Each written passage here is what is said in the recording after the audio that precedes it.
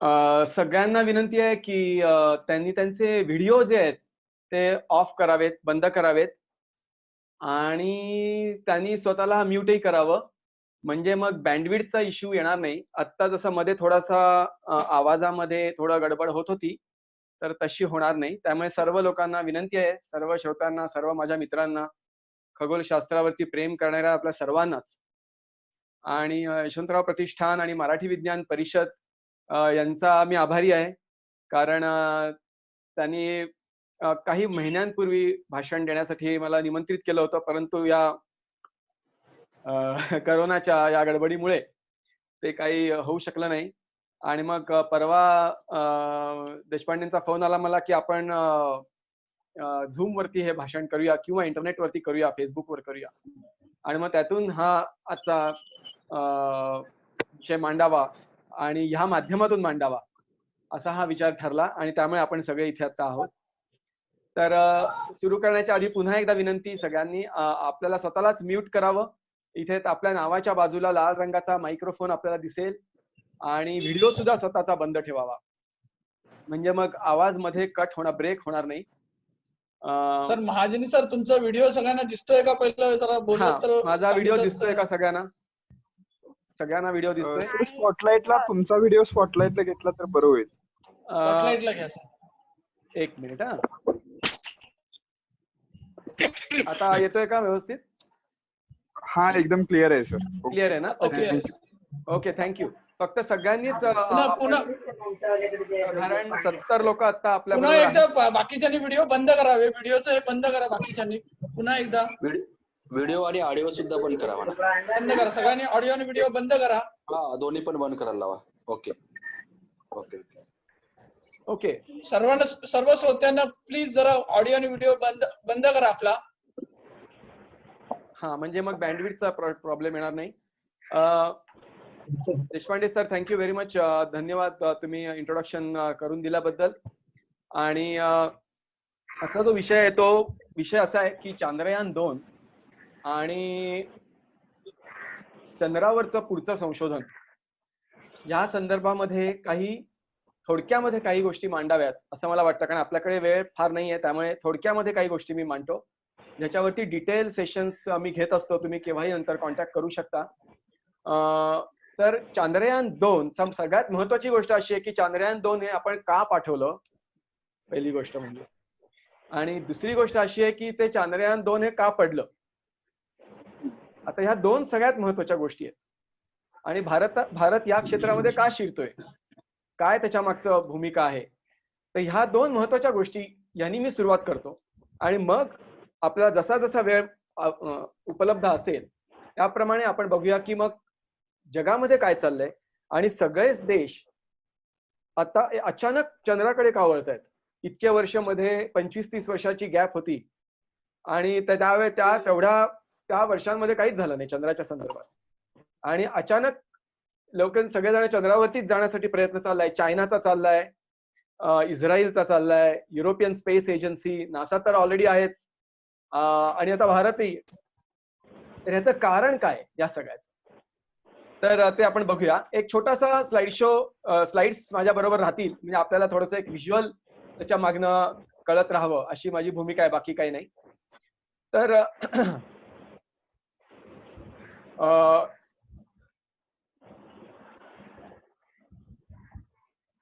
चांद्रयान 1 याच्यापासून एक थोडक्यात सुरुवात करतो. आता मी याचे फार डिटेल्स देत बसत नाही, परंतु चांद्रयान आपण पाठवण्याच्या मागे उद्देश असा होता की चंद्रावरती असलेली जे काही मूलद्रव्य आहेत, चंद्रावरती असलेले जे काही केमिकल एलिमेंट्स आहेत, ह्या केमिकल एलिमेंट्स किंवा मूलद्रव्यांचा आपल्यालाही शोध लागावा.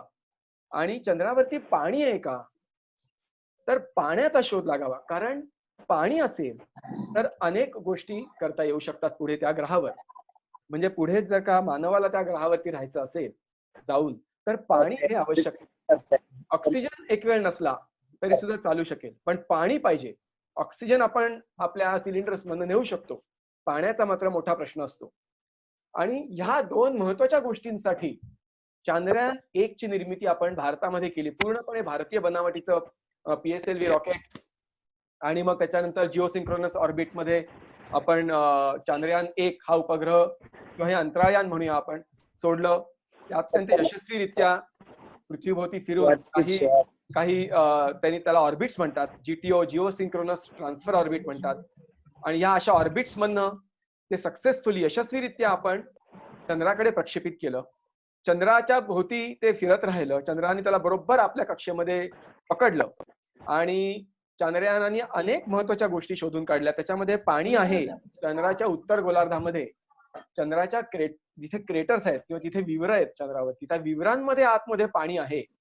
हे चांद्रयान 1 नी शोधून काढलं. त्याच वेळेला नासाच्याही 2 उपग्रहांनी म्हणजे अंतराळयानांनी असं शोधून काढलं होतं. त्यामुळे आपण एकदम अचानक भारत पहिल्या 2-3 देशांमध्ये जाऊन बसला या पंक्तीमध्ये की अतिशय ऍडव्हान्स्ड किंवा अतिशय प्रगत असं तंत्रज्ञान आपण तयार स्वतः करून वापरणं. नंतर चांद्रयान 2 ची निर्मिती करण्यात आली. कारण आता अशी इच्छा होती की आपण आपलं अंतराळयान आपण स्वतः बनवलेलं. ह्याच्यामध्ये खूप गोष्टी आहेत मित्रांनो. या सगळ्या गोष्टी मी आता सांगू शकत नाही. रशियानी मधनच कसा हात काढून घेतला, अमेरिकेने मध्ये कशी मदत केली, अनेक गोष्टी त्याच्यामध्ये आहेत. परंतु त्याच्यामध्ये अनेक राजकीय गोष्टी आहेत, अनेक खूप इंटरेस्टिंग गोष्टी आहेत, वैज्ञानिक गोष्टी आहेत. पण त्याच्यासाठी आपण केव्हा तरी पुन्हा एकदा भेटू. पण चांद्रयान 2 ची निर्मिती पूर्णपणे आपण भारतात केली आणि ह्याच्यासाठी जे क्रायोजेनिक इंजिन लागतं म्हणजे जे या यानाला जिओसिंक्रोनस ऑर्बिट मधनं पुढे चंद्राकडे प्रक्षेपित करू शकेल, तर ते इंजिन आपण स्वतः बनवलं. ही त्याच्यातली सगळ्यात मोठी गोष्ट आहे. खूप लोकांचा असा आक्षेप असतो की आपण रॉकेट्स का बनवायची, आपण गरीब देश आहोत, आपण का बरं अंतराळयानं बनवायची किंवा अंतराळ क्षेत्रामध्ये आपण अमेरिकेला प्रतिस्पर्धी व्हायचं. तर ह्याचं महत्वाचं कारण असं आहे, लक्षात घ्या मित्रांनो, की ह्या अशा प्रकारच्या तंत्रज्ञानामुळे, ह्या टेक्नॉलॉजीमुळे आपण अनेक गोष्टी निर्माण करतो आणि त्या गोष्टींचा आपल्या अर्थव्यवस्थेला उपयोग होतो. त्यामुळे ऍडव्हान्स तंत्रज्ञान हे केलंच पाहिजे. त्याच्यासाठी वेगळं फंडिंग ठेवलेलं असतं गव्हर्नमेंटनी आणि त्याप्रमाणे तेच फंडिंग वापरलं जातं.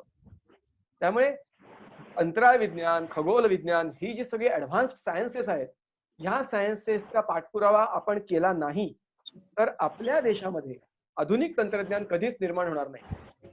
आणि हे होऊ नये म्हणजे ऍडव्हान्स तंत्रज्ञान निर्माण व्हावं आपल्याकडे, ह्यासाठी महत्वाचे म्हणजे हे सगळे प्रोजेक्ट्स आहेत.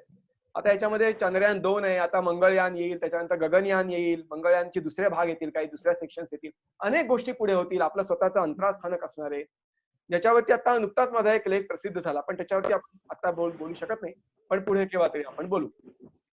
तर ह्या भावनेपोटी आपण चांद्रयानाची निर्मिती केली आणि मग नंतर आपण हे प्रक्षेपित केलं. आता हे प्रक्षेपित करताना अनेक गोष्टी असतात. आता मी स्वतः इंजिनिअरिंग आणि स्पेस सायन्सेस मधलाच माणूस असल्यामुळे ह्या गोष्टी कशा होतात त्या मी स्वतः बघितलेल्या आहेत इथे जाऊन सुद्धा. आणि हे आता चांद्रयान 2 आता बांधणं चाललं होतं, ते त्यावेळेला सॅटेलाइट ऍप्लिकेशन सेंटर अहमदाबाद इथे हे काम चाललं होतं. आणि हे संपूर्ण अंतराळयान बांधून झाल्यानंतर हे त्या रॉकेटच्या डोक्यावरती बसवण्यात येतं आणि इथे या भागामध्ये. आणि नंतर हे संपूर्ण बूस्टर्स आहेत, दोन्ही सॉलिड बूस्टर्स असतात. इथे लिक्विड असतं, लिक्विड हायड्रोजन, लिक्विड ऑक्सिजन, आणि इथे क्रायोजेनिक स्टेजेस इथे असतात सगळ्या. आता त्या पहिल्या अवस्थेमध्ये हे सगळं अंतराळयान सकट हे रॉकेट उडतं. हे सगळे जे स्तंभ आहेत बाजूचे हे बाजूला होतात आणि अंतराळयान वरती उडतं, आकाशामध्ये रॉकेट वरती उडतं. पृथ्वीची गुरुत्वाकर्षण शक्ती जी आहे ती साधारण त्याच्यासाठी आपल्याला ती तोडावी लागते, ती भेदावी लागते आणि त्याच्यासाठी 11 किलोमीटर/सेकंद एवढ्या वेगाने ते उडावं लागतं. ते उडाल्यानंतर बाहेर गेल्यानंतर पृथ्वीच्या हे जे दोन्ही बूस्टर्स आहेत ते गळून पडतात आणि मग फक्त हा एकच लिक्विड हायड्रोजनचा जो बूस्टर आहे हा राहतो आणि हे अंतराळयान वरती राहतं. पुढे काही काळानंतर हेही अंतराळयान म्हणजे हा बूस्टरही सुद्धा गळून पडतो, ज्याला जेटिसनिंग असं म्हणतात इंग्लिशमध्ये. आणि हे जे अंतराळयान आहे हे अंतराळयान चंद्राकडे प्रक्षेपित होतं. आता हे सगळं कसं होतं तर याच्यासाठी मी एक व्हिडिओ रन करतो आता, म्हणजे आपल्या लक्षात येईल. आता हा व्हिडिओ बघा आपण.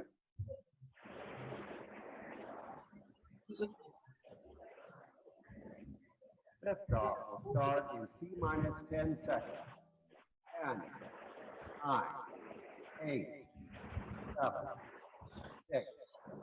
5, 4, 3, 2, 1. We have ignition. से बात किया, उसने बोला कि थोड़ी देर के बाद ना चेक करना, तो मैंने चेक किया तो फिर कॉल किया तो बोला नहीं थोड़ी देर के बाद चेक करो। और बीओ एडमिन से बात किया तो उन लोग का भी डिस्कशन चल रहा है क्योंकि लैंड से रिक्वेस्ट नहीं आया है, तो सागर और आकाश भाई हम लोग दोनों बात कर रहे, तो आकाश को फिर से फोन किया था तो बोला ठीक है मैं सागर से बात कर लूंगा। तो मैंने बोला एक अर्जेंसी है मेरे को, आज ही चाहिए। तो बोला कि भाई मैं बात करके वो कर रहा हूँ।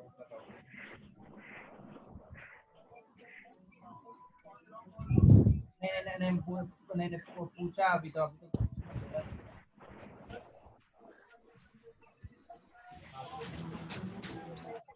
आता ह्या स्टेज मध्ये काय झालं की या स्टेज मध्ये मी आता थांबवलंय थोडं आणि थोडस परत सुरू करून या इथे थांबवतो मी मुद्दामून।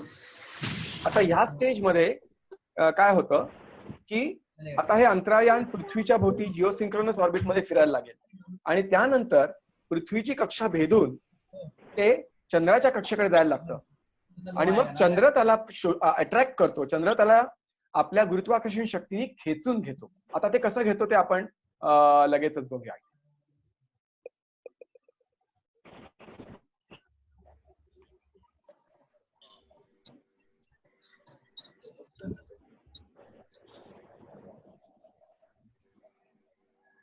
आता आपल्याला दिसेल की पृथ्वीभोवती चंद्रयान 2 फिरतंय आणि हळूहळू आता ते चंद्राच्या दिशेने जायला लागेल।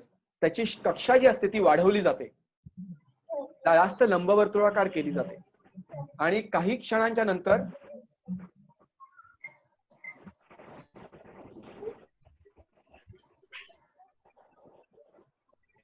आता बघा कक्षा कशी लंबवर्तुळाकार होत चालली आहे। आता ह्याच्यासाठी त्या अंतराळयानावरती छोटीशी इंजिन्स असतात आणि ती काम करत असतात। आता एका क्षणी पृथ्वीच्या गुरुत्वाकर्षणातनं यान बाहेर येतं आणि मुक्त अंतराळामध्ये शिरतं, पण त्याच्या मोमेंटममुळे त्याच्या गतीमुळे ते चंद्राभोवती जाताना चंद्र त्याला खेचून घेतो आपल्याकडे आणि आता ते चंद्राभोवती फिरायला लागतं। आता ते चंद्राकडनं सुटण्याची सुतराम शक्यता नाही। आता चंद्र त्याला कायमच आपल्या गुरुत्वाकर्षणामध्ये बांधून ठेवलेलं आहे चंद्राने आणि आता त्याची कक्षा कमी होती। आता डिसिलरेशन म्हणतात त्याला, म्हणजे त्याचं त्वरण जे आहे किंवा त्याचा वेग कमी होतोय आता आणि कमी होत होत हळूहळू त्याच्या 2 भाग झाले, कारण त्याच्यामध्ये एक आहे ती म्हणजे मदरशिप आणि एक जे आहे ते यान जे चंद्रावरती उतरणार आहे, प्रज्ञान रोव्हर जो आहे त्याच्यामध्ये ते। आणि आता मदरशिप जी आहे ही इथे फिरत राहणार आहे सतत चंद्राभोवती आणि जे यानाचा जो भाग उतरणार आहे, जी कॅप्सूल ती आता चंद्राच्या जवळ जवळ आता इथे ऑर्बिटर म्हणतात त्याला। आता हे जे ऑर्बिटर आहे हे आता चेक करते की मला बेस्ट अशी जागा पाहिजे, सर्वात उत्तम जागा पाहिजे आणि ती जागा मिळाली। आता ते स्वतः रडार मॅपिंग चाललंय आता आणि जसं जसं रडार मॅपिंग करते तसं तसं त्याच्या लक्षात येते की एक्झॅक्टली जागा कुठली चांगली आहे आपल्यासाठी, कारण चंद्राचा पृष्ठभाग हा खडबडीत आहे। आणि आता त्याला ती जागा मिळाल्यानंतर त्याचं रिव्हर्स इंजिन चालू होतं आणि मग म्हणजे विक्रम ज्याला म्हणतात ऑर्बिटर बेसिकली आता हे लँडर आहे आणि हे लँडर चंद्रावरती उतरलं आणि मग त्याच्यामधून रोव्हर बाहेर येणार ज्याला प्रज्ञान असं आपण नाव दिलं आणि मग तो रोव्हर जो आहे तो म्हणजे काय की बगी थोडक्यात। आता ही बगी जी आहे ही बगी चंद्राच्या पृष्ठभागावरती सगळीकडे विहार करेल आणि मग चंद्राच्या पृष्ठभागावरती पाणी कुठे आहे, त्याच्या मातीमध्ये कुठल्या कुठल्या प्रकारचे मॉलिक्युल्स आहेत किंवा रेणू आहेत, जीवसृष्टीची काही शक्यता आहे का, वातावरण कसं आहे, धूळ कुठल्या प्रकारची आहे वगैरे वगैरे, अशा अनेक प्रकारच्या गोष्टी ते चेक करणार। आता अशी आपली ही मिशन होती आणि आता हे सगळं तुम्हाला इथे जॉमेट्री दिसतीच आहे। आता ह्या जॉमेट्रीवरती बोलायचं तर खूप काही करता येऊ शकतं, पण तुम्हाला एक अंदाज यावा म्हणून आत्ताचा हा एक व्हिडिओ मी रन केला। आता पुढचा जो व्हिडिओ आहे तोही मी मुद्दामून तो रन करतोय म्हणजे तुम्हाला आयडिया यावी की प्रज्ञान रोव्हर जे होतं ते कसं काम करतं आणि त्याच्यानंतर त्याचं ऑब्जेक्टिव्ह काय होतं, त्याच्यावरती यंत्र कुठली होती. आता ह्याच्यात एकच गोष्ट आपण लक्षात ठेवायची आहे आणि ती म्हणजे संपूर्ण यानाची निर्मिती आपण स्वतः भारतात केलेली आहे, कुठल्याही देशाची मदत घेतलेली नाहीये. आणि ही खूप मोठी गोष्ट आहे, कारण टेलिकम्युनिकेशन किंवा स्पेस सायन्स मी त्या विषयामध्ये जवळजवळ 32 वर्ष आज काम करतोय आणि त्याच्यामध्ये ज्या बारीक गोष्टी असतात त्या बनवणं जवळजवळ इम्पॉसिबल होतं आपल्यासारख्या देशाला. याचं कारण असं की त्याच्यासाठी जे इन्फ्रास्ट्रक्चर लागतं भारतासारख्या देशात नाहीये, ते अजूनही नाहीये. आणि काही भाग सोडल्या, IIT सोडल्या किंवा ISERS किंवा अशा काही गोष्टी सोडल्या तर आपल्याकडे त्याची फार मोठी कन्सर्न आहे, नाहीये, अवेलेबिलिटी नाहीये त्या गोष्टीची. तरी सुद्धा ह्याच्यावरती आपण मात करून ह्या संपूर्ण छोट्या गोष्टी बनवल्या. हे महत्वाची गोष्ट आहे सगळ्यात. आणि म्हणून मी आता मुद्दामून तो एक व्हिडिओ रन करतो की ज्याच्यामध्ये विक्रम लँडर आपण कसं निर्माण केलंय आणि त्याच्यामध्ये काय काय छोट्या छोट्या गोष्टी आहेत ते बघा. छोटासा व्हिडिओ आहे, 2 मिनिटाचा, 2-3 मिनिटाचा. आता ही संपूर्ण बनावट आपण केलेली आहे आणि हे सगळे भाग, इतके बारीक बारीक सगळे भाग आपण स्वतः बनवलेले आहेत आपल्या देशामध्ये. ह्याच्यामध्ये वेगवेगळे भाग आहेत. आता ते काय काय आहेत हे तू आपल्याही लक्षात येईल.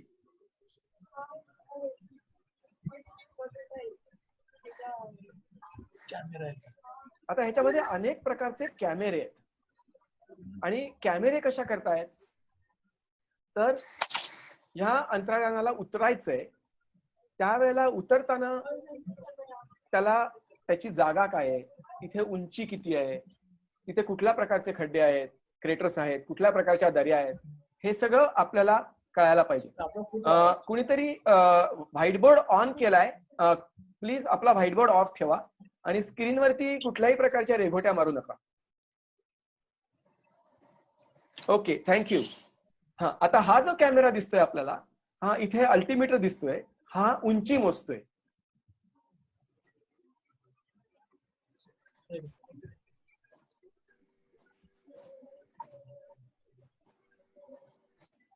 आता आपल्या लक्षात येईल की किती वेगवेगळ्या प्रकारचे सेन्सर्स जे ह्या यानाला त्याची जागा दाखवण्यासाठी मदत करतात हे आपल्याला इथे दिसतील.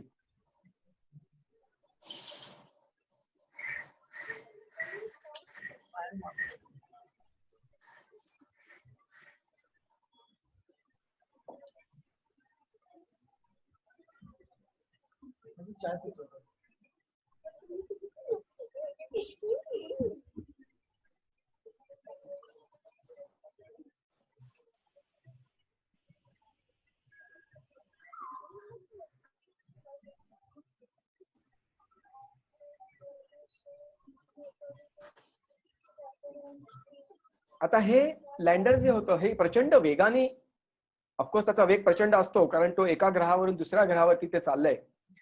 तो वेग कमी करणं हे आपल्यासाठी फार मोठं आव्हान असतं, कारण चंद्रावरची ग्रॅव्हिटी आहे किंवा चंद्रावरचं जे गुरुत्वाकर्षण आहे ते पृथ्वीच्या 6 पट आहे, कमी आहे. त्यामुळे तिथे त्या वेगाने आपल्याला जाऊन चालणार नाही, तर त्याच्यासाठी अतिशय वेग त्याचा कमी व्हायला पाहिजे. आता हे यान जे आहे हे रडारच्या मदतीने चेक करते की कुठे उतरायचं, जागा कुठली. आता आपल्याला ती जागा माहिती होती, म्हणजे त्याला ही जागा माहित नव्हती अशातला भाग नव्हे, परंतु त्यातल्या त्यात उत्तम जागा ही कुठे आहे हे बघायचं, हा त्याच्या मागचा उद्दिष्ट होतं. आणि त्यामुळे ते चेक करत करत, ह्याला म्हणतात रिटार्डिंग फेज. आता ही फेज जी होती ती शेवटचे 2 मिनिटातली फेज होती आणि शेवटी पॅराबोलिक ऑर्बिटमध्ये, म्हणजे थोडीशी लंबवर्तुळ अशा ऑर्बिटमध्ये ते चंद्राच्या भूमीला स्पर्श करणार, अशा प्रकारचं आपण डिझाईन केलेलं होतं. आणि त्याप्रमाणे ते चंद्राच्या भूमीला वरती उभं राहील, टचडाऊन ज्याला म्हणतात. आणि मग त्याच्यामधनं अनेक गोष्टी, त्याच्यातनं सेन्सिंग चालू होईल आणि मग त्याच्यामधनं वेगवेगळ्या प्रकारचे कॅमेरे बाहेर येतील, त्याच्यामधनं एक यंत्राचा हात बाहेर येईल आणि मग तो काही टेस्टिंग सुरू करेल. अशा त्याच्यामध्ये अनेक गोष्टी त्या लँडरमध्ये त्यांनी आपण मुद्दामून ह्या डिझाईन केलेल्या होत्या.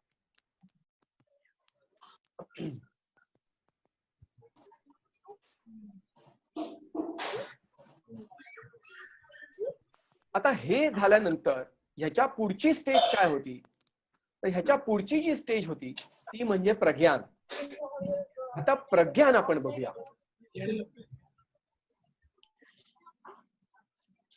आता आपण प्रज्ञान बघूया की प्रज्ञान जो प्लॅन होता म्हणजे ऍज पर द प्लॅन ते झालं नाही, वर्क झाला नाही. तो का वर्क झाला नाही याचं उत्तर मी तुम्हाला निश्चित पुढच्या 5 मिनिटात देणारच आहे. पण हे जे प्रज्ञान होतं हे ह्याच्यामध्ये आपण काय काय गोष्टी ठेवल्या होत्या. आता ह्याला बगी म्हणतात किंवा रोव्हर असं म्हणतात.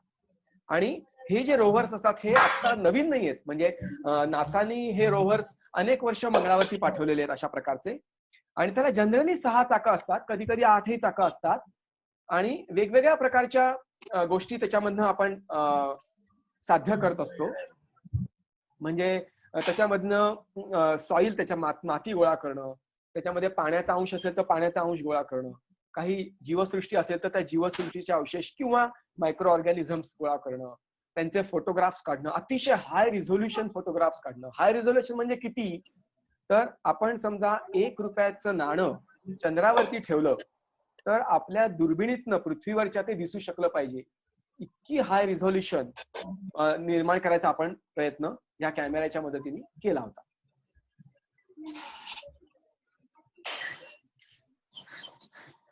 आता हे स्पेक्ट्रोमीटर्स आहे. स्पेक्ट्रोमीटर्सचं काम असं असतं की तो त्या मातीचं पृथक्करण करतो, रासायनिक पृथक्करण.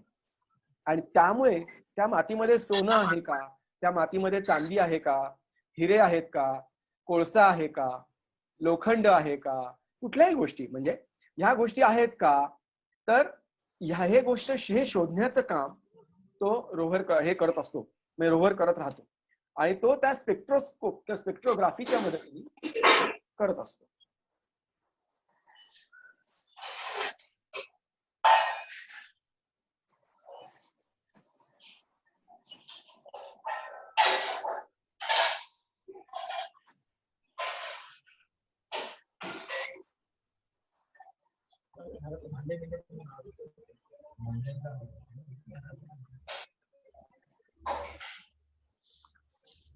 आणि मग आता हा रोव्हर म्हणजे प्रज्ञान जे आहे आता त्याच्यामधनं अजून काही गोष्टी एक्सपोज होणार होत्या, म्हणजे आपण करणार होतो तसं की मग त्याच्याप्रमाणे बेसिकली आपल्याला असं बघायचं होतं पुढे भारतीयांना किंवा मानवाला चंद्रावरती राहण्यासाठी बेस्ट जागा कुठली आहे. मग त्याच्यासाठी चंद्रावरती भूकंप होतात का, तर अशी जागा असेल तर आपल्याला ती नको.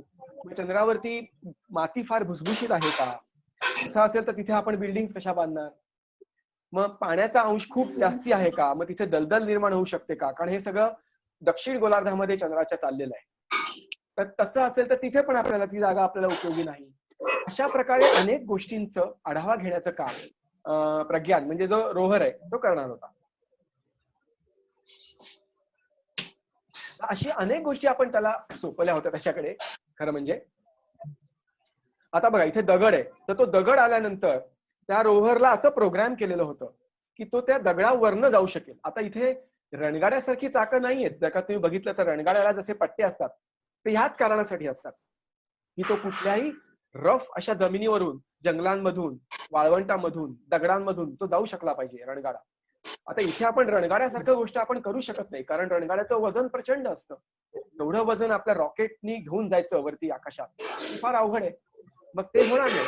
मग आपण फार वेगळंच तंत्रज्ञान त्याच्यामध्ये वापरलं आणि अशा प्रकारच्या पट्ट्या निर्माण केल्या की त्यामुळे ते एकच चाक फक्त वरती उचललं जाईल आणि तिथे तशा प्रकारचे ऍब्झॉर्बर्स आपण निर्माण केले.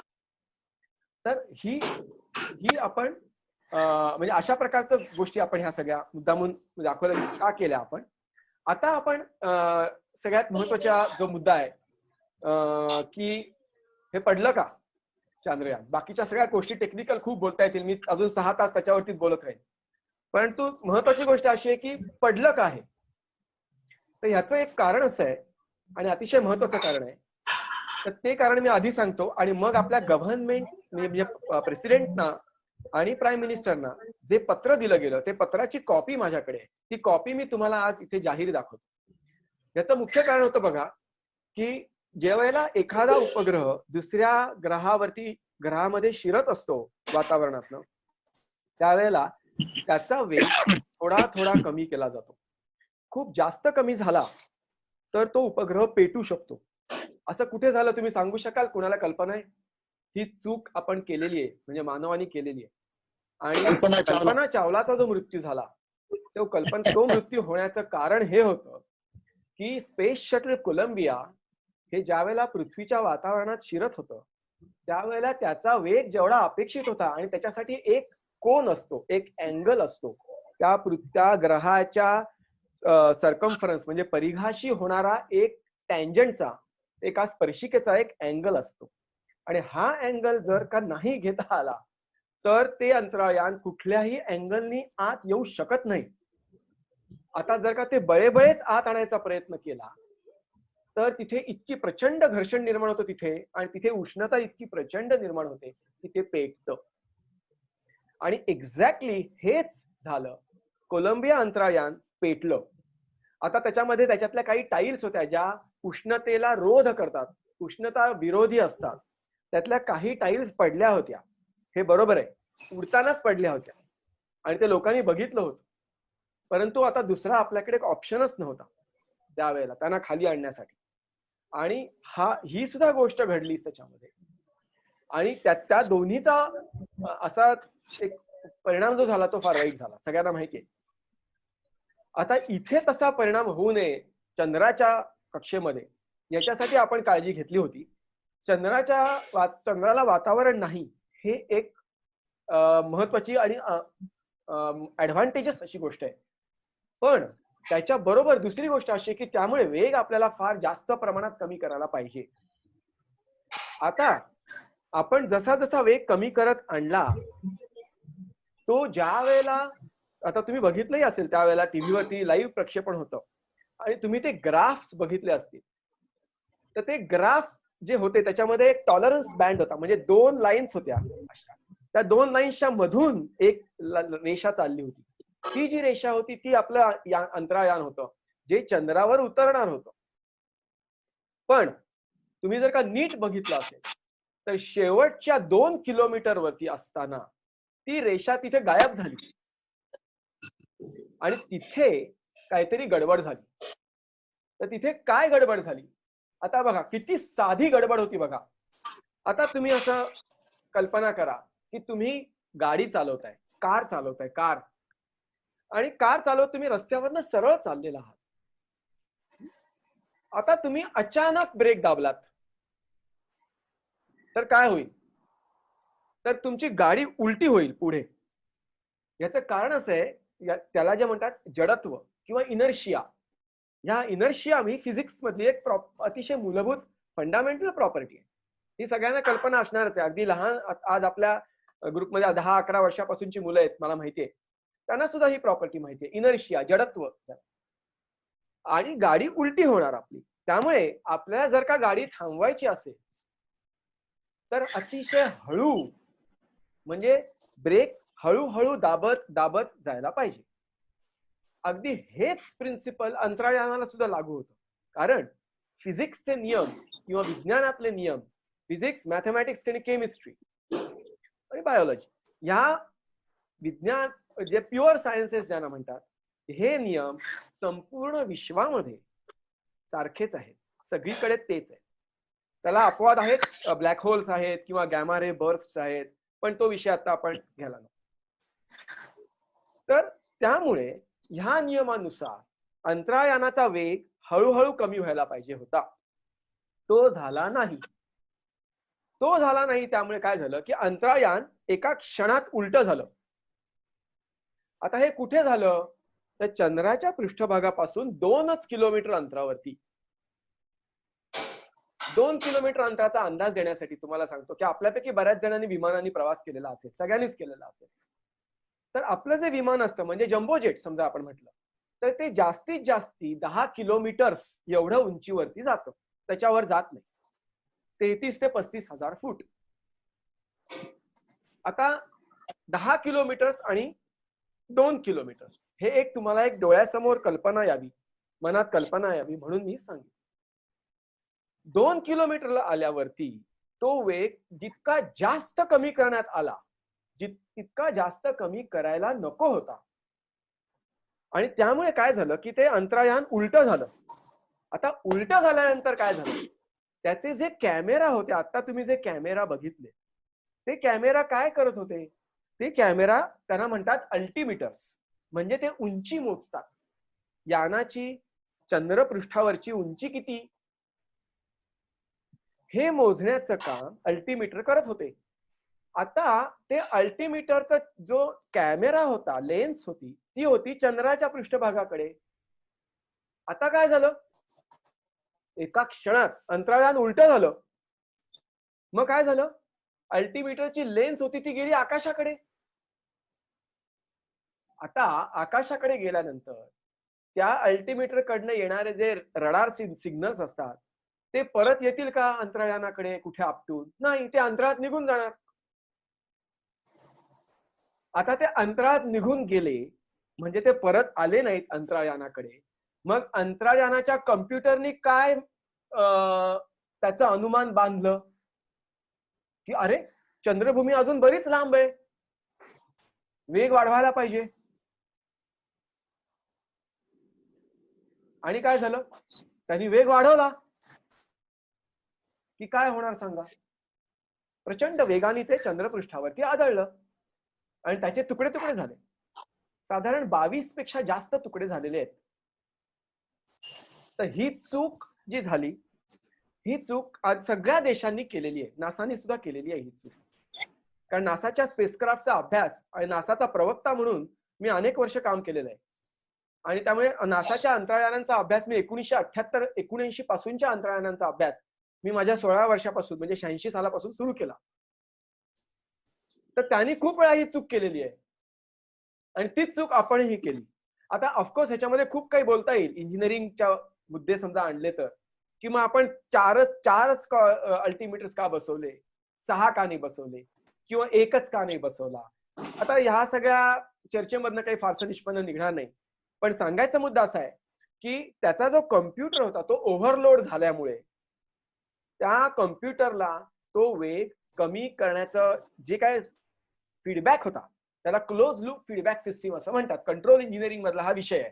कंट्रोल इंजिनिअरिंग असा एक विषय आहे इलेक्ट्रॉनिक्स मध्ये, जो आम्हाला शिकवला जातो 2ऱ्या वर्षाला, 3ऱ्या वर्षाला किंवा मास्टर्सच्या पहिल्या वर्षात. तर त्याच्याप्रमाणे तो जो फीडबॅक सिस्टीम जी होती ती फीडबॅक सिस्टीमनी त्याला चुकीचा सिग्नल दिला आणि वेग इतका कमी झाल्यामुळे अंतराळयान उलट झालं आणि त्यामुळे ते धाडकन चंद्राच्या पृष्ठभागावर पोहोचलं. आता हेच मी तुम्हाला मुद्दामून इथे दाखवतो, शेअर करतो माझा स्क्रीन म्हणजे आणि वाचून दाखवतो. एखाद्या तुम्हाला दिसेल हे बघा, government of India, department of space, the reason for the failure of the Vikram lander to land smoothly on the surface of the sun. The first phase of descent was performed nominally from altitude 30 kilometers above the moon's surface till 7.4 kilometers. Okay, पण त्याच्यानंतर बघा आता काय झालं. During the second phase of descent, the reduction in velocity was more than designed value. याचा अर्थ कळतोय सगळ्यांना? The reduction in velocity म्हणजे वेग कमी करण्याचं जे प्रमाण होतं ते अतिशय जास्त होतं. म्हणजेच काय की जोरात ब्रेक दाबला. Due to this deviation the initial conditions at the start of the fine braking phase were beyond the designated parameters. As a result Vikram hard landed within 500 meters of the designated landing site आणि that was the end of it. So this was the reason why this mission failed. So this is a very critical, very perfect, typical reason. हे असं का होतंय. Okay, आता हे अतिशय सोप्या भाषेत मी सांगायचा प्रयत्न केला, पण समजा काही लोकांच्या लक्षात आलं नसेल किंवा त्यांना काही प्रश्न असतील तर त्यांनी मला माझ्या ईमेल वरती म्हणजे 2020umysteries वरती नक्की पाठवा. मी तुमच्या सगळ्या प्रश्नांची उत्तरं देऊ शकेन, कारण आज एवढ्या सगळ्या प्रश्नांची उत्तरं आपल्याला देता येणार नाही, पण मी सगळ्या प्रश्नांची उत्तरं नंतर ईमेलवर पाठवू शकतो. ओके, जरा 1च मिनिट मला द्यायला लागेल कारण अजून अनेक लोक जॉईन होत आहेत आणि मी त्यांना जॉईन करतोय. तर येऊ देत लोकांना, तर मला 1च सेकंद फक्त द्या.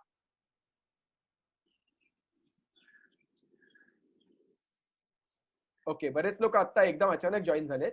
Okay, no problem, fine. So आता आपण किती संख्या झाली? आता हे मुख्य कारण आपल्याला कळलं. हे गव्हर्नमेंट ऑफ इंडियाचं सर्क्युलरही आपल्या लक्षात आलेलं आहे, आपल्या समोर आहे. आता ही साईट वरती कुठे पडलं बघा. आता हे या चंद्राचा पृष्ठभाग आपल्याला दिसतोय आणि तिथे आता मी त्याच्यावरती स्केचेस वगैरे केलेले आहेत. त्यामुळे dark debris due to impact आणि इथे काळपट भाग जो दिसतोय इथे त्या तुकडे झाल्यामुळे काय झालं की ते आपटलं चंद्रावरती. आता चंद्रावरती आपटल्यावरती काय होणार तर तिथे खड्डा पडणार छोटासा आणि त्यातनं ती जी काळपट माती जी आहे चंद्राची ती सगळीकडे उडाली 7 सप्टेंबर 2019ला. पण नंतर काय आता झालं की आता हे गेलं कुठे हे शोधायचं कसं. तर हे शोधण्यासाठी इस्रोनी प्रयत्न केले, नासानी प्रयत्न केले, पण त्यांना काही सापडेना. त्यावेळेला हा सुब्रमण्यन नावाचा एक हौशी खगोल अभ्यासक, नीट ऐका हा, ही इज एन अमॅच्युअर एस्ट्रॉनॉमर. हा बंगलोरला काम करतो एका सॉफ्टवेअर कंपनीमध्ये. ह्यानी या स्पेसक्राफ्टला शोधण्याचा चंगच बांधला आणि LRO म्हणजे लुनार रिकनायसन्स ऑर्बिटर नावाचं एक नासाचं स्पेसक्राफ्ट आता चंद्राभोवती फिरतच आहे. तर या स्पेसक्राफ्टच्या जे फोटोग्राफ्स आहेत किंवा ज्या इमेजेस आहेत ह्या इमेजेस या सतत आपल्याला फ्री मिळत असतात. त्या इमेजेसचा अभ्यास करून आपण आपलं संशोधन करू शकतो हे त्याला माहिती होतं आणि त्यांनी या सगळ्या फ्री इमेजेस गोळा करायला सुरुवात केली आणि त्यांनी त्या रात्रंदिवस 10 दिवस त्यांनी त्या खूप काम केलं त्यांनी आणि त्यांनी ही जी साईट आहे एस, इथे तुम्हाला एस असा दिसतंय, ही जी हा जो हिरव्या रंगाचा ठिपका आहे इथे आपल्या अंतरायानाचा एक अवशेष त्याला सगळ्यात प्रथम सापडला आणि हा सापडल्यानंतर त्यांनी इस्रोला कळवलं आणि नासाला कळवलं. इस्रोला कळवल्यानंतर आता खरं मला असं सांगायचं नाहीये, परंतु मला देशपांडे सरांनी इथे बोलवलंय की ज्या खऱ्या गोष्टी झाल्या त्या सांगण्यासाठी, म्हणून मी काही लपवत नाही माझ्यापासून. परंतु मला खूप वाईट वाटलं ऐकून की त्यांनी नासालाही हे कळवलं आणि इस्रोलाही कळवलं. इस्रोने त्याला कधीच रिस्पॉन्ड केलं नाही ना, कधी त्याला त्याचं क्रेडिटही दिलं. मला माहित नाही त्याचं कारण काय आहे, परंतु नासाने काय केलं, नासाने ताबडतोब त्या 24 तासात त्याला मेल पाठवली, रिप्लाय केला की थँक्यू व्हेरी मच तुम्ही शोधून काढल्याबद्दल आणि आम्हाला आता ही लोकेशन कळली आहे. आणि नासानी त्यांचे कॅमेरे ऑन करून उरलेले 21 भाग 24 तासात शोधून काढले. आणि आता हे जे तुम्हाला दिसतंय इथे हे बघा, आता हे जे तुम्हाला निळ्या रंगाचे सगळे जे भाग दिसत आहेत आणि हिरव्या रंगाचे सुद्धा, हे सगळे आपल्या यानाचे अवशेष आहेत तिथे पडलेले. आता हा जो एस आहे, हा भाग सोडला, हा त्या सुब्रमण्यमनी स्वतः शोधून काढला आणि त्याच्यानंतर नासाला कळलं की या भागामध्ये अंतरायान पडलेलं आहे. मग त्यांनी हे सगळे अवशेष पुढच्या 24 तासात शोधून काढले आणि त्यांनी त्यांच्या साईटवरती पब्लिश केले लगेच. आणि सुब्रमण्यमला त्याचं सगळं क्रेडिट दिलं की तो 21-22 वर्षाचा युवक आहे, म्हणजे माझ्या निम्म्या वयाचा आहे तो. त्यांनी शोधून काढल्या तर त्याला त्याचं क्रेडिट दिलं आणि त्यांच्या वेबसाईटवरती त्याचं नाव आणि फोटोही टाकला.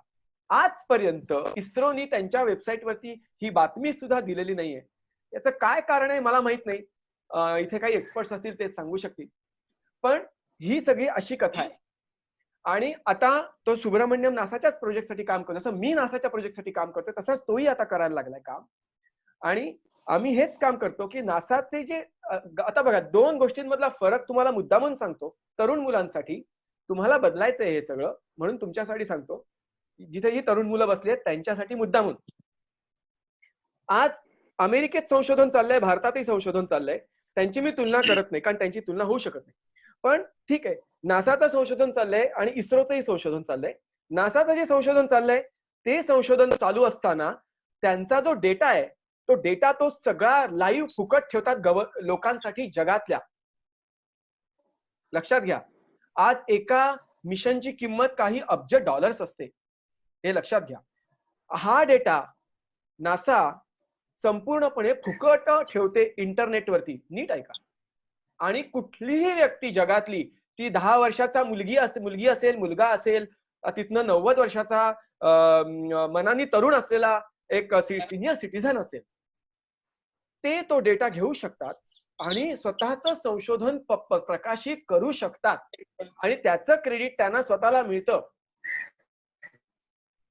आपल्याकडे जे संशोधन होतं तो डेटा कुठलाही पब्लिक कधीही होत नाही. आपल्याला माहिती पण नसतं कुठला डेटा काय झालाय. So this is the major difference between United States and India mentality towards research sciences. आणि हे मुद्दामून तरुण लोकांना सांगायचंय मला की तुम्ही हे बदलू शकाल पुढे. त्यामुळे हा महत्वाचा पॉइंट जाता जाता. आता आपण पुढे जाऊया. ओके, तर हे संपूर्ण रामायण झालं. आणि आता ह्याच्यानंतर काय, तर मग ह्याच्यानंतर चांद्रयान 3 हे पाठवायचं असं चालू आहे. आता हे संपूर्ण या मधल्या काही कालखंडामध्ये थोडस सगळेच जण डिस्टर्ब झालेले आहेत, पण मला वाटतं ते परत सगळं सुरळीत होईल काम. आणि ह्या वर्षी चांद्रयान 3 हे पाठवायचं असा प्रयत्न राहील. 2022 साली गगनयान पाठवायचा असा विचार आहे. आणि त्याच्यामध्ये 2 किंवा 3 भारतीय ऍस्ट्रॉनॉट्स म्हणजे अंतराळवीर, म्हणजे त्याच्यामध्ये पुरुष असतील स्त्रिया असतील, अजून ते नक्की झालेलं नाही, पण त्यांना घेऊन पृथ्वीभोवती साधारण 450 किलोमीटर्स या परिघामध्ये अंतराळयान पाठवायचं आपण, असं आपला प्लॅन आहे. गगनयान असं त्याचं नाव आहे. आता चांद्रयान 3 मुळे गगनयान चं जे प्रक्षेपण आहे ते पोस्टपोन होईल का, पुढे जाईल का, ह्याच्याबद्दल अजून काही आपल्याला क्लॅरिटी आलेली नाहीये, परंतु ती काही दिवसातच येईल असं मला वाटतं.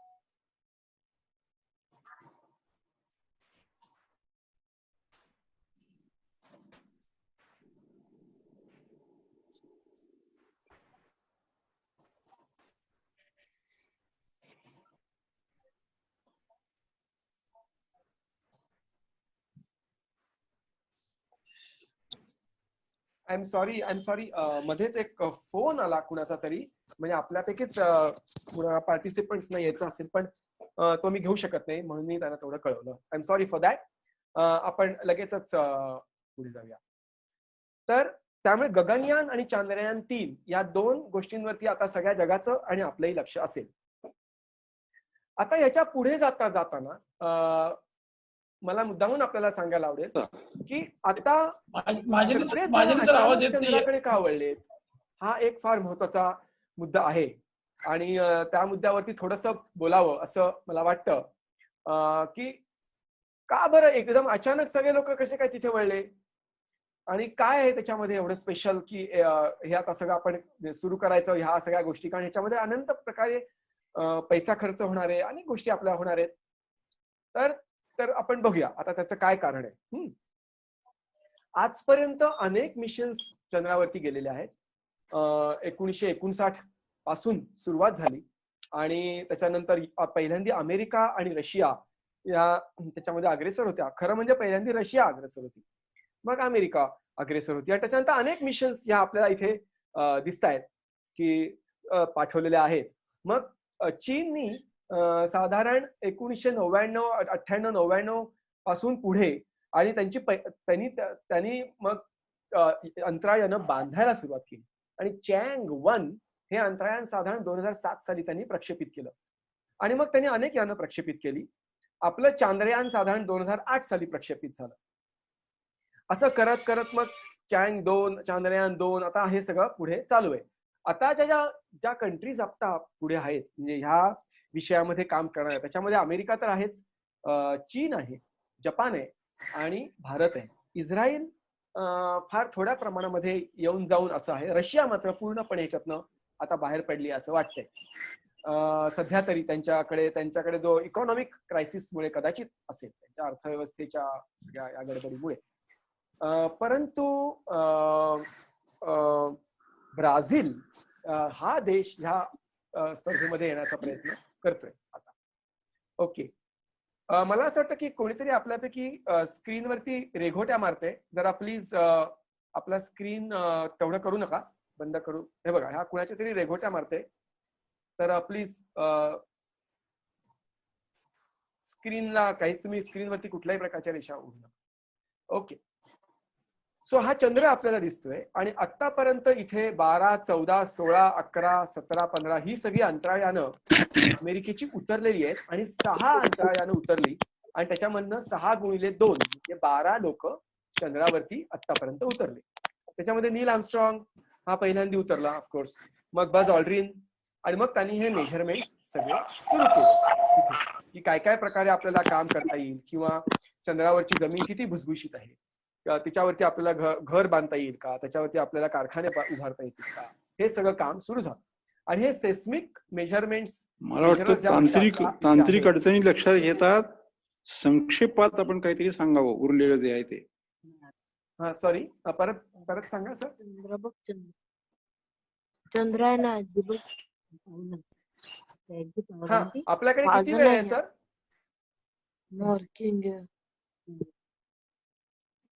हॅलो हॅलो हा बोला. हॅलो महाजनी सर. हा बोला. मला वाटतं की तांत्रिक हो, अडचणी काही इंटरनेटचा हे स्पीड कमी होतोय, कमी जास्त, त्याच्यामुळे अडचणी येतात. पण त्या तांत्रिक अडचणी असल्यामुळे जे सांगायचं आहे ते त्यांनी संक्षेपात सांगावं, नाही तर शेवटी ते राहून जाईल. ओके ओके ओके, आलं लक्षात आलं माझ्या. थोडस आवाजामध्ये पण गडबड होतीये ना, मला वाटतं थोडं व्हिडिओ सेशन्स मध्ये कुठेतरी. हॅलो. ओके, आय अंडरस्टँड, मला कळलं महाजनी सर. हो हो, आलं. हॅलो. ओके, सो आपण इन ब्रीफ बघूया, कारण काही तांत्रिक अडचणींमुळे हे होत आहे. महत्वाची गोष्ट जी सांगायची ती अशी आहे की आता आपण चंद्रावरती का जातोय दक्षिण गोलार्धामध्ये, हे सगळ्यात महत्वाचं मला पहिल्यांदा सांगू दे. आणि त्याचं कारण असं आहे की आपल्याला चंद्राच्या दक्षिण गोलार्धामध्ये वस्ती करायची आहे, आणि त्यासाठी अनेक गोष्टी तिथे लागतील. का दक्षिण गोलार्धात का? तर त्याचं कारण असं आहे की तिथे पाणी आहे, आणि बर्फाच्या स्वरूपात पाणी आहे, आणि त्यामुळे ती जागा योग्य आहे. आता तिथे जर का वस्ती करायची असेल तर तिथे थंडी प्रचंड असणार आहे, कारण तापमान साधारण -200च्या पुढे असेल, आणि त्यामुळे तिथे आपल्याला जमिनीच्या खाली राहावं लागेल. आणि जमिनीच्या खाली राहायचं तर मग कुठे राहायचं? तर आता चंद्राचा जो पृष्ठभाग आहे त्याच्यावरती अनेक प्रकारचे मृत ज्वालामुखी आहेत, आणि ज्वालामुखी जिथे जिथे असतात त्या ज्वालामुखींच्या आतमध्ये, म्हणजे जे मृत ज्वालामुखी असतात, जे डॉर्मंट असतात, मृत असतात, त्यांच्या आतमध्ये जमिनीच्या खाली अशा प्रकारचे बोगदे निसर्गतः झालेले असतात. आणि असे बोगदे शोधायचे, आणि त्या बोगद्यांमध्ये आपण आपल्या संपूर्ण मानवी वस्तीसाठी शहरं निर्माण करायची. हा एक महत्वाचा विचार आहे. नासाचाही आता तोच विचार आहे. आणि आर्टेमिस नावाचं अंतराळयान जे आहे, किंवा आर्टेमिस मिशन, त्यांची त्याच्यासाठी पूर्णपणे, त्या अनेक मिशन्स आहेत जशा अपोलो आहेत तशा, त्या त्याच्यासाठी काम करतायत. 2024 साली त्यांना पहिली स्त्री ऍस्ट्रॉनॉट ही चंद्राच्या दक्षिण गोलार्धामध्ये उतरवायची आहे. हा त्यांचा प्लॅन आहे. आपल्याकडे तेवढा प्लॅन क्लिअर नाहीये, पण आपल्याकडे त्या आवाज क्लिअर येत नाहीये. अच्छा, ओके, एक मिनिट. हा, एकच मिनिट. आवाज क्लिअर येत नाही. मी दुसरं इंटरनेट चालू करतो. 2 इंटरनेट्स आहेत. एक minute, just give me a second.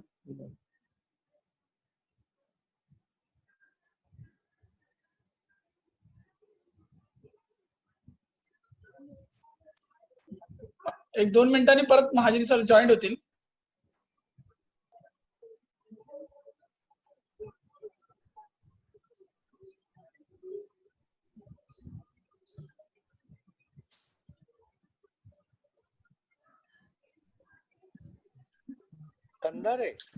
आवाज येतोय?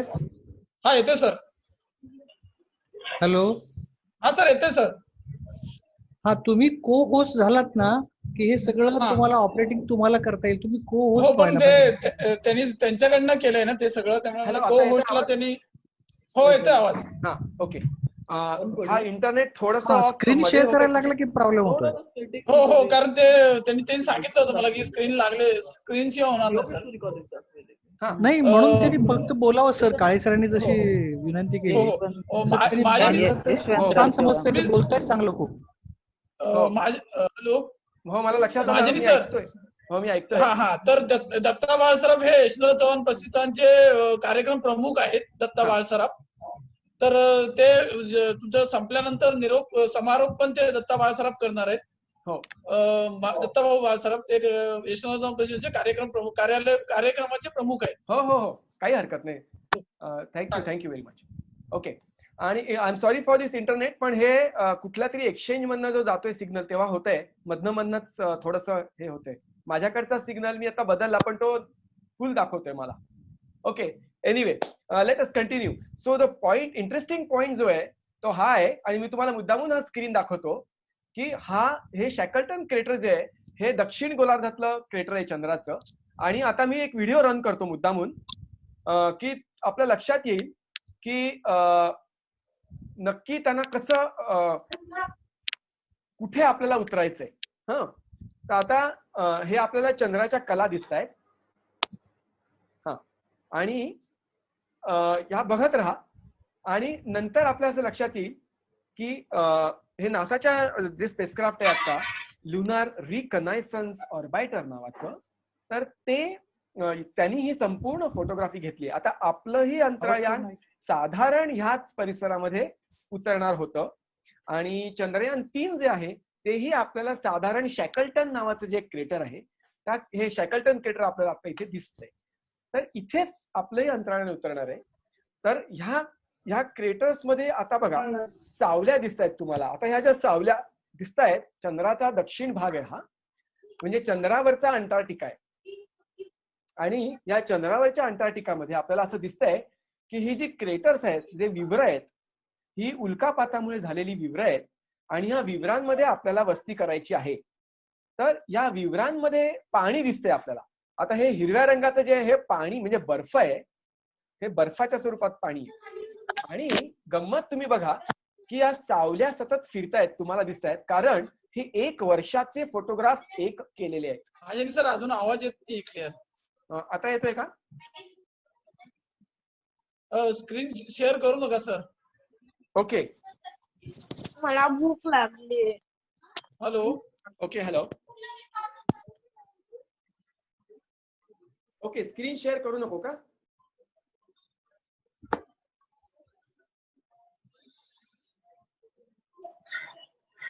फाईन. आता आवाज येतोय व्यवस्थित? आता आवाज येतोय व्यवस्थित? आता आवाज क्लिअर आहे?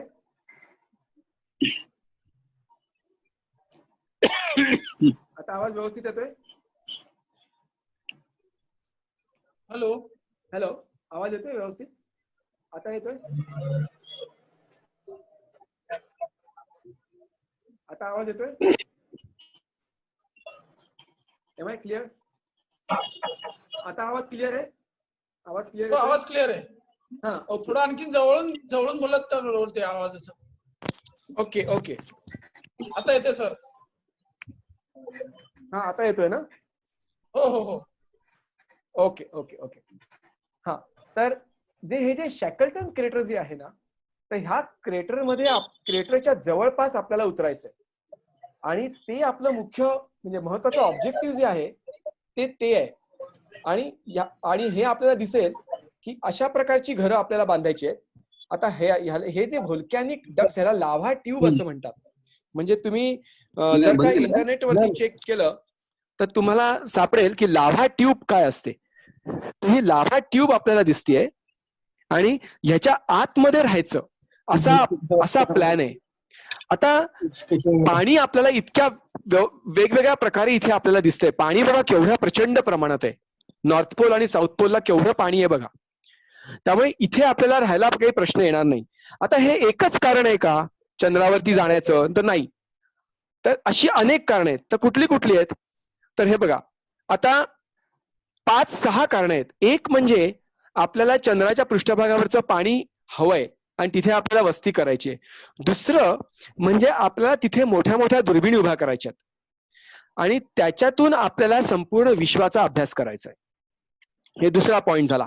तिसरा जो मुद्दा महत्वाचा आहे तो असा आहे की चंद्राचा जो पृष्ठभाग आहे हा क्रस्ट आहे, म्हणजे ही माती आहे, ह्याला मेंटल म्हणतात, आणि हे कोर आहे. आता ह्याच्यामध्ये नक्की काय काय प्रकारची मूलद्रव्य किंवा खनिज आहेत हे आपल्याला हवंय, हे बघायचंय आपल्याला. चौथं जे ऑब्जेक्टिव्ह आहे ते असं आहे की सूर्य आणि पृथ्वी यांचं जे आपलं जे रिलेशन आहे, तर ह्या आता पृथ्वीवरती काय होतं की आपल्या पृथ्वीवरती वातावरण आहे आणि वातावरण असल्यामुळे वारं, समुद्र, नद्या यांच्यामुळे पूर्वीचा जो डेटा आहे काही लाखो कोट्यावधी वर्षांचा तो डेटा नष्ट होतो, कारण धूप होते जमिनीची. आता तशी झोप चंद्रावरती होत नाही, कारण चंद्रावरती वातावरणच नाहीये. आणि हेच आपल्याला हवंय.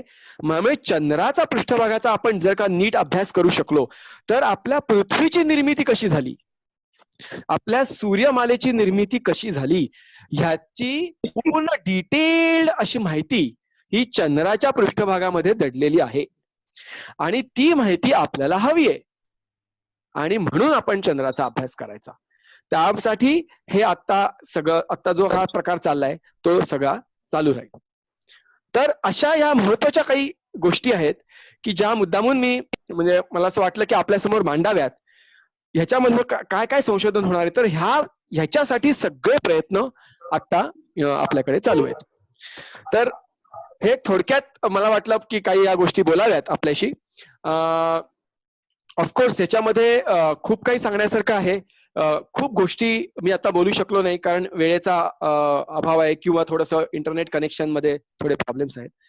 पण मला असं वाटतं की मला जो वेळ दिला होता साधारण 1 तासाचा तो वेळ मी ऑलरेडी घेतलेला आहे आणि 6:15 वाजलेत, साधारण 6:10 वाजलेत.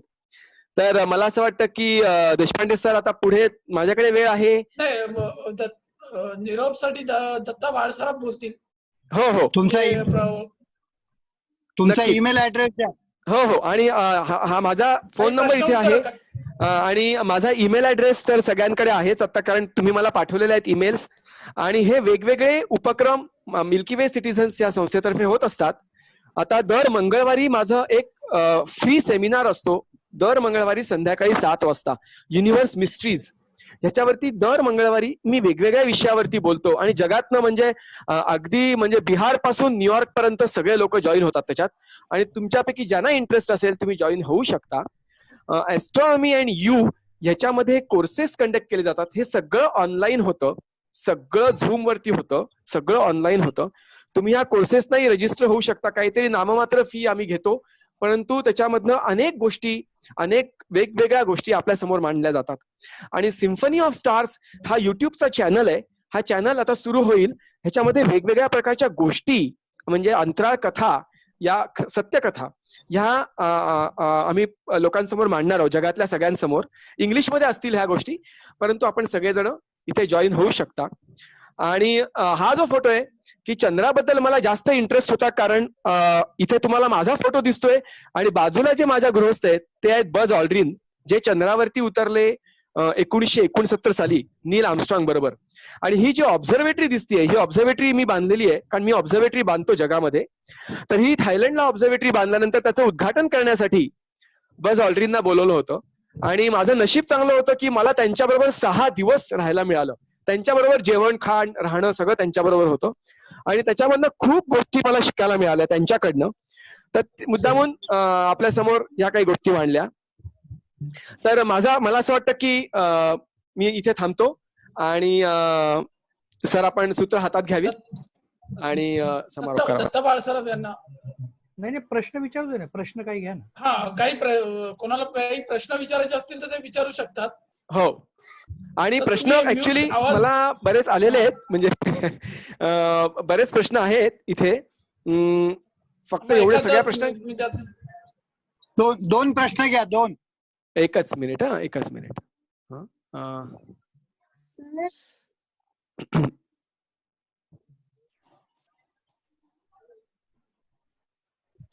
Okay, what is the name of your YouTube channel? हा चॅनल अजून सुरू झाला नाहीये. सिम्फनी ऑफ स्टार्स हाच तो चॅनल असेल आणि म्हणजे ह्याच्यावरतीच प्रोग्राम होतील, त्यामुळे ह्याच्यामधनं तुम्हाला मेल येत राहतीलच.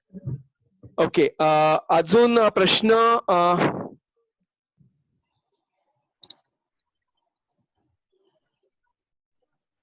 ओके, मला असं वाटतं की इथे फारसे प्रश्न, इथे मला वाटतं लोकांचे जास्ती मेसेज असे होते की आवाज नीट क्लिअर येत नव्हता तेव्हा, थोडंसं इंटरनेटच्या बद्दल. आता कुणाला प्रश्न असतील तर त्यांनी टेक्स्ट करावा, लगेचच विचार. हा, क्रायोजेनिक इंजिन बद्दल काय सांगता येईल? अच्छा, ओके. सी, क्रायोजेनिक इंजिन हा जो एक प्रकार आहे, हा याचं म्हणजे अगदी थोडक्यात त्याचं हे सांगायचं तर जे रॉकेट्स आपल्याला 36,000 किलोमीटर्स 36,000 किलोमीटर्सच्या वर पाठवायचे किंवा तोपर्यंत त्या अंतरापर्यंत, त्यासाठी आपल्याला क्रायोजेनिक इंजिन्स लागतात. ओके, क्रायोजेनिक इंजिनची ताकद खूप जास्ती असते. आता क्रायोजेनिक इंजिन मध्ये 2 गोष्टी असतात, लिक्विड ऑक्सिजन आणि लिक्विड हायड्रोजन. आता ह्यांचं ज्वलन होतं आणि त्या ज्वलनामधनं जी एनर्जी किंवा ऊर्जा निर्माण होते त्या ती ऊर्जा प्रचंड असते. आता तुम्ही बघा, इंजिनाचं जे नॉझल आहे ते एक बारीक छिद्र असतं नॉझल. त्या नॉझलच्या एका भागात टेम्परेचर असतं -220 मायनस, आणि दुसऱ्या भागात टेम्परेचर असतं जवळजवळ 1000 + 1000. आता इतक्या टेम्परेचर चेंजला ते जे नॉझल आहे ते वितळून जात नाही. आता त्याच्यासाठीचं जे मटेरियल लागतं ते कसं बनवायचं हे आपल्याला कोणी देत नव्हतं. आपल्याला रशिया देत होती क्रायोजेनिक इंजिन्स, पण ती विकत देत होती. त्याचं तंत्रज्ञान देत नव्हतं आणि नासा देत नव्हतं हे आपल्याला. त्यांना भीती काय होती की भारत काय करेल तर इंटरकॉन्टिनेंटल बॅलिस्टिक मिसाईल्स तयार करेल आणि आपण मुंबईहून डायरेक्ट मिसाईल फायर करू शकतो जी शिकागोवर पडू शकते किंवा न्यूयॉर्कवर पडू शकते, ही त्यांना भीती होती. मग आपण काय केलं की आपण स्वतःच ते निर्माण केलं. त्यामुळे स्वतःच ह्या देशात राहूनच तंत्रज्ञान निर्माण करणं हेच त्याचं सगळ्यात महत्वाचं गमक आहे आणि तेच आपल्या तरुण मुलांनी केलं पाहिजे. Okay sir, what is the name of the engines used in the rocket? त्याच्यात वेगवेगळी इंजिन्स असतात. एक इंजिन जे चंद्रावरती उतरण्यासाठी म्हणजे चंद्रावरती अपोलो 11, अपोलो 12, अपोलो 14, 16, 17, 18 ह्या मिशन्स मध्ये जी वापरली ती जी इंजिन्स होती ती होती टायटन, सेंटॉर. आता त्याच्यामध्ये व्हल्कन नावाची इंजिन्स वापरली जातात. पण आता वेगवेगळ्या प्रकारची अनेक इंजिन्स आहेत. लॉकहीड मार्टिन नावाची कंपनी अमेरिकेत इंजिन्स तयार करते, ही एक प्रकारची इंजिन्स तयार करतात.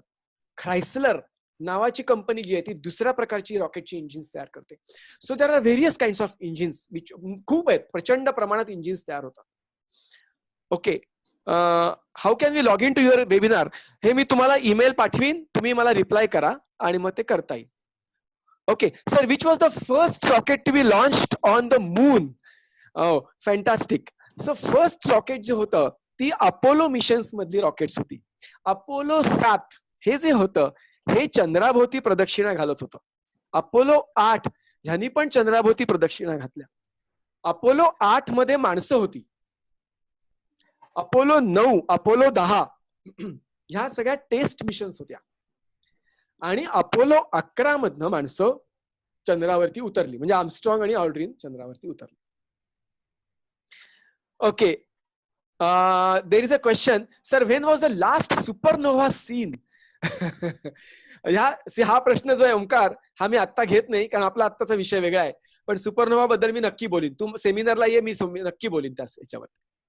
Okay sir, why can't we build rocket which can carry load much as needed? Much as काय लिहिले मला कळलं नाही. What are limits? हे बघ, लोकांचा गोंधळ असतो. अगदी सोपं आहे. प्रत्येक ग्रहाचं गुरुत्वाकर्षण वेगळं वेगळं असतं. त्या गुरुत्वाकर्षणाप्रमाणे रॉकेटची निर्मिती करावी लागते. गुरुत्वाकर्षण जास्त, रॉकेट जास्त ताकदीचं लागतं. पृथ्वीवरून उडणारं रॉकेट हे चंद्रावरून उडणाऱ्या रॉकेटपेक्षा जास्त ताकदीचं पाहिजे, कारण पृथ्वीचं गुरुत्वाकर्षण हे चंद्राच्या 6 पट आहे. गुरुवरनं उडणारं रॉकेट हे पृथ्वीवरनं उडणाऱ्या रॉकेटपेक्षा कितीतरी पट जास्त ताकदीचं पाहिजे. आणि ब्लॅक होल्स मधनं बाहेर येणारं रॉकेट हे सगळ्यात जास्त ताकदीचं पाहिजे, कारण ब्लॅक होलचं गुरुत्वाकर्षण इतकं जास्ती असतं की प्रकाशाचा किरण सुद्धा त्याच्यातनं बाहेर येऊ शकत नाही. Okay. Next question. So why is NASA planning Artemis if it has already achieved so much? नाही असं नाहीये रेवती. स्काय इज द मी जेव्हा TIFR साठी TIFR मधनं जेव्हा इंटरनॅशनल ऍस्ट्रॉनॉमी ऑलिम्पिक साठी मी लीडर म्हणून काम करत होतो खूप वर्ष भारताचं, त्यावेळेला अशी आम्ही सतत चर्चा करत असायचो Tata institute of fundamental research मध्ये. तर तेव्हा आम्ही गमतीने म्हणायचो की for astronomers like me sky is the lower limit. Okay, so then what is the upper limit? There is no upper limit. Okay, so whatever NASA has achieved, they know it is nothing. So there is tremendous scope in space and astronomy for every kid to join NASA or to join ISRO or to join ESA or JAXA, Japanese or Israeli or European, American, Indian organizations. Okay, what is the speed of light? Hey, this is not the question. हे तुम्ही कुठेही शोधू शकता. What is the difference between Chandrayaan 1 आणि चांद्रयान 2? हा चांगला प्रश्न आहे. चांद्रयान 1 आणि चांद्रयान 2 मध्ये फरक असा होता की चांद्रयान 2 हे चंद्रावर उतरणार होतं आणि त्याच्यामधून रोव्हर बाहेर येणार होता आणि तो चंद्राच्या पृष्ठभागावरती फिरणार होता. चांद्रयान 1 मध्ये तशी परिस्थिती नव्हती. चांद्रयान 1 काय होतं, फक्त चंद्राभोवती उपग्रहासारखं फिरत राहणार आहे बस.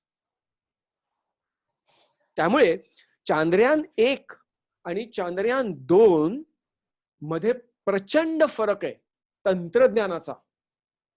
चांद्रयान 1 म्हणजे दुसरीतला विद्यार्थी असेल तर चांद्रयान 2 हा 10वीतला विद्यार्थी होता डायरेक्ट. ही जी जंप होती ना, ही जंप फार मोठी होती. ओके, मानवनिर्मित उपग्रह पृथ्वी भोवती असतील ते कोलाइड होत नाहीत, कोणती टेक्नॉलॉजी वापरली जाते? अच्छा, मला नीट कळला नाही प्रश्न, पण मला असं वाटतं हा प्रश्न असा आहे की मानवनिर्मित जे उपग्रह पृथ्वीभोवती आहेत ते एकमेकांवर आदळत का नाहीत?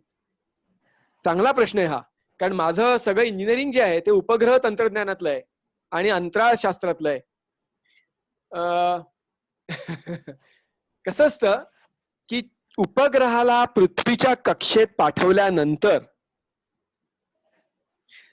त्या 2 उपग्रहांच्या मध्ये थोडीशी एक गॅप ठेवली जाते आणि ती गॅप हलत नाही. ती गॅप किती असते तर 1986 साली ती गॅप होती 75 किलोमीटर्स. एक सॅटेलाइट असेल जिओ स्टेशनरी तर दुसरा सॅटेलाइट जाई 75 किलोमीटर्सचं अंतर पाहिजे. पण आता आज तशी परिस्थिती नाहीये, कारण आज 10,000 पेक्षा जास्त उपग्रह अंतराळात आहेत आणि अंतराळात उपग्रहांचा कचरा जास्ती आहे. त्यामुळे आज उपग्रह अंतराळामध्ये स्थिर करण्यासाठी खूप जास्त त्रास होतो, जागाच मिळत नाही. पण हा विषय खूप गहन आहे, त्यामुळे मी इथे थांबतो या प्रश्नावर. Okay, is possibility of life and water on other? Yes yes, life से 3 ग्रह जे आहेत 3 ग्रहांवरती पाणी असण्याची शक्यता आहे. चंद्र, मंगळ आणि टायटन. टायटन म्हणजे शनीचा उपग्रह. आणि 4था जो ग्रह आहे तो आहे युरोपा. युरोपा म्हणजे गुरुचा चंद्र. फोन नंबर माझ्याकडे. हे 4 उपग्रह आहेत किंवा ग्रह आहेत, त्यातले 2 तर ग्रह आहेत. चंद्र उपग्रह आहे, पण मंगळ हा ग्रह आहे, पृथ्वी हा ग्रह आहे, युरोपा हा उपग्रह आहे आणि टायटन हा सुद्धा उपग्रह. या 4 ग्रहांवरती 3 ग्रहांवरती म्हणजे पाणी असण्याची शक्यता आहे. आणि लाईफ म्हणजे जीवसृष्टी म्हणजे मायक्रो ऑर्गॅनिझम्स म्हणजे बॅक्टेरियाज असू शकते. अजून एक महत्वाची गोष्ट म्हणजे धूमकेतू आणि लघुग्रह ऍस्टेरॉइड्स ह्यांच्यावरती मायक्रो ऑर्गॅनिझम्स असू शकतात. हा फार इंटरेस्टिंग विषय आहे. तो माझा संशोधनाचा विषयच आहे उपग्रह. मी आता मगाशी देशपांडे सरांनी जसं सांगितलं की आत्ताच 2 लघुग्रह मी शोधून काढले जे मेन बेल्ट ऍस्टेरॉइड्स मधले आहेत. पण मी नासाचे टेलिस्कोप्स वापरले त्याच्यासाठी, हवाईचा टेलिस्कोप. तर या लघुग्रहांवर जीवसृष्टी म्हणजे मायक्रो ऑर्गॅनिझम्स असू शकतात.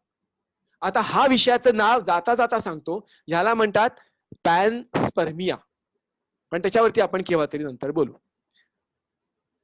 Okay, is there any role of aliens in crash of Chandrayaan? No, there are no aliens.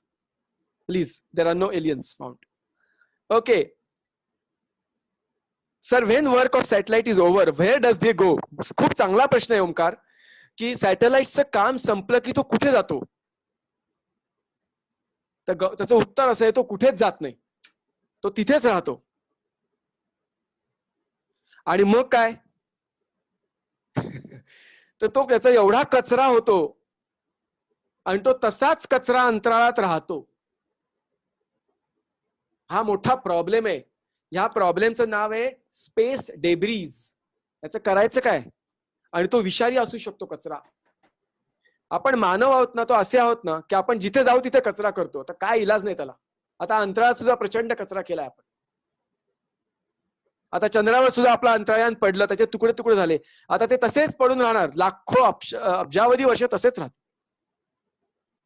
Okay sir, now which mission is NASA planning?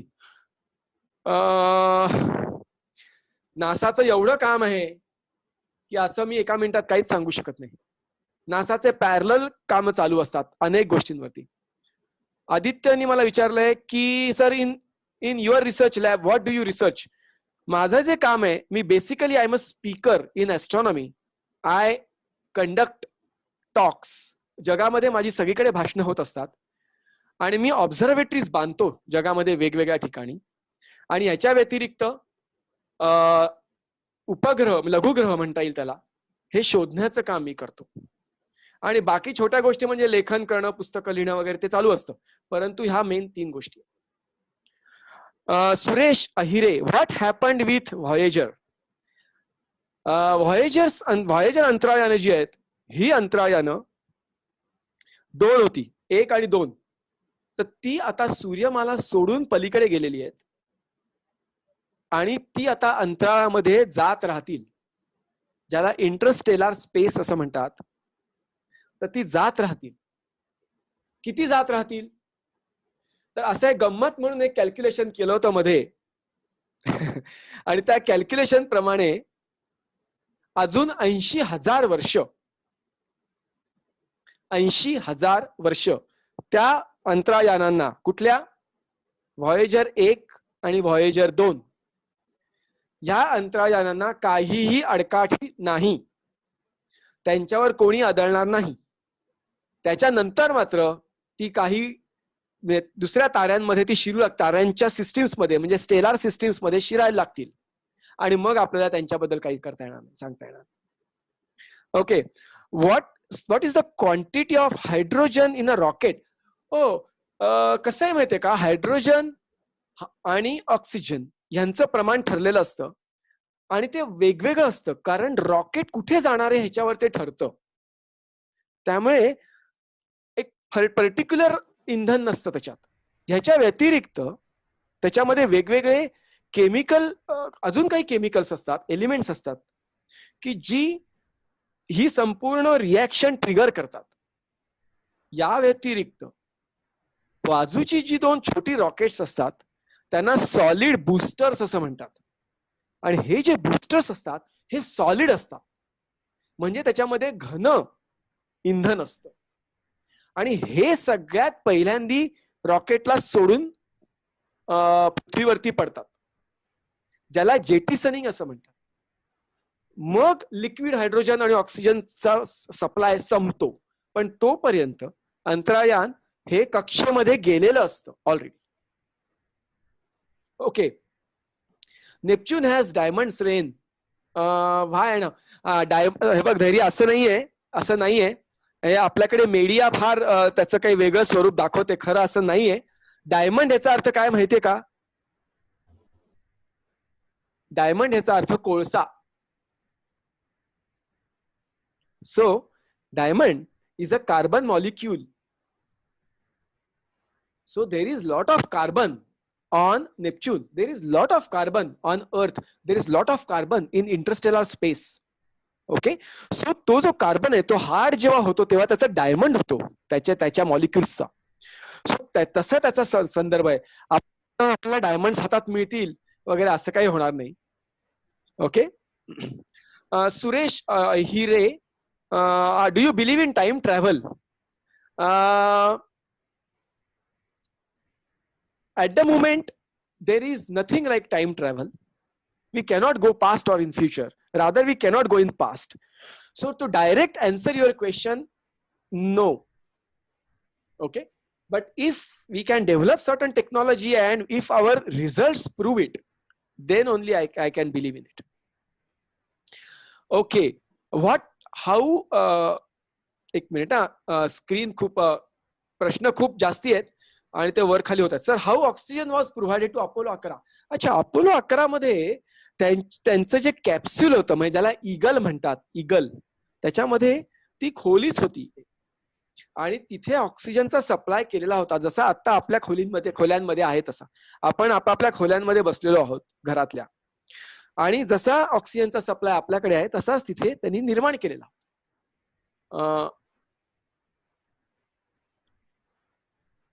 खूप प्रश्न वेगवेगळे येत आहेत. प्लीज एक्सप्लेन अबाउट ऑर्बिटर आणि lander and rover. See, orbiter याचा अर्थ जे यान ग्रहाच्या भोवती फिरतं.